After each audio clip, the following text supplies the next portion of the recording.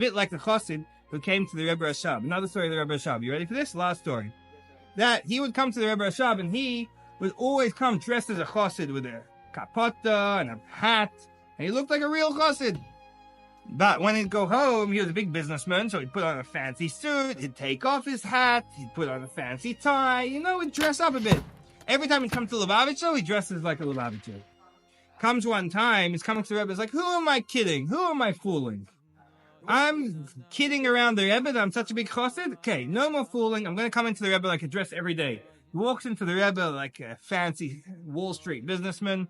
I don't know if they had Wall Street businessmen back in Russia, but a fancy Moscow or Petersburg or Leipzig businessman with his fur hat and his fancy suit. And he walks in, and the Rebbe says, "Oi, I'm so upset to see that you're dressing like this." And he's like, "Rebbe, I couldn't be fooling you anymore. I always dress like this. This is who I am." The Rebbe Rashab says, No.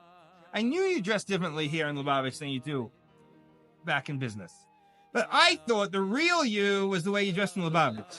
And in business, you were dressing up. I'm so upset to see that it was in Lubavitch you're dressing up. So each of us has to know that really we're dressing up in business. We're dressing up in the world. Deep down, we are that chossid. We are that yid. We are really who we want to be. Just we have to express that.